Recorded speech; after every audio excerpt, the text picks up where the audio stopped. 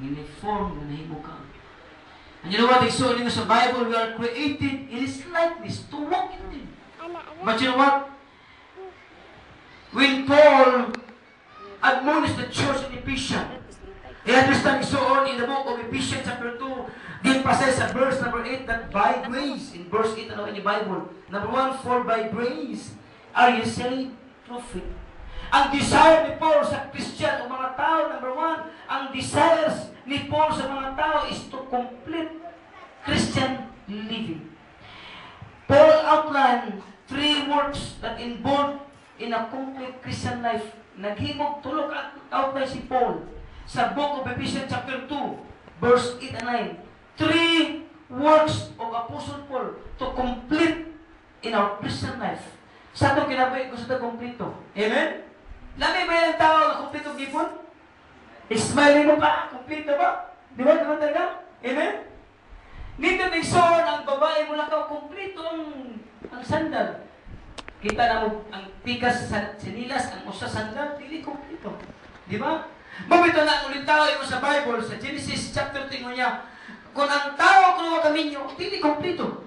The Bible says, sa Genesis, it is not good that a man should be alone. Dili pwede nga usa mag-inusahan. Pagbuhat sa Ginoo kay Adan, gitagaan partner.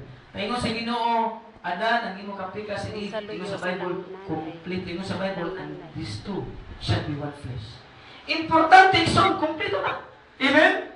Kabantay kang inyo balay, di kumpleto. Ang pikas na bumbong, may atop, may bumbong, ang pikas wal, pati kayo di kumpleto.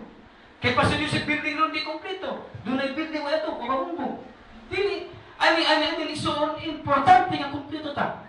No wonder why Apostle desire for every Christian to be complete. Number 1, and this is Paul work in our life, there is the work God does for us. This is the work God does for us. Dunay ibuhat ang Diyos nato. Number 1, sa atong kinabuhi, and this is what they call salvation. It is salvation. Verse number 8 na yung Bible.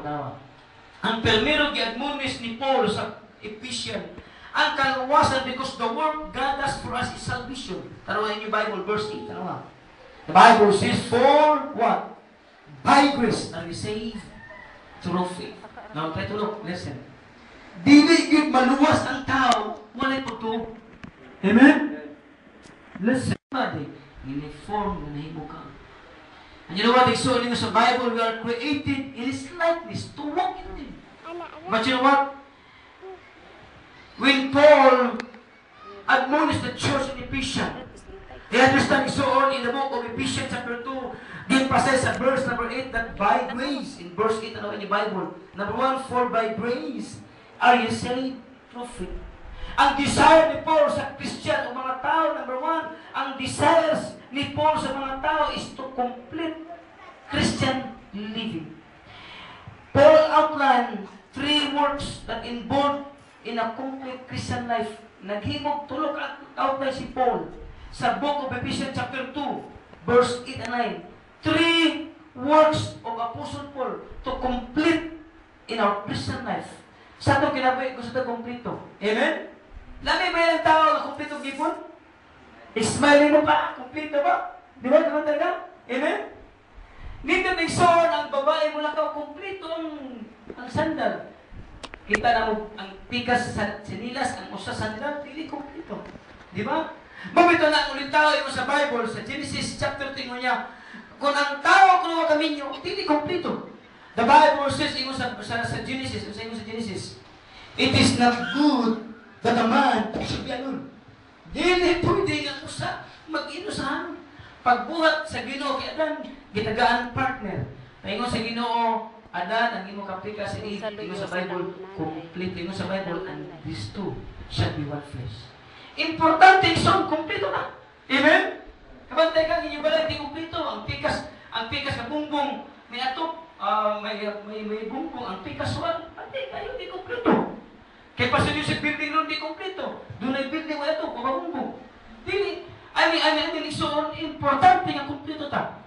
No wonder why Apostle desire For every Christian to be complete, number one, and this is Paul work in our life, there is the work God does for us.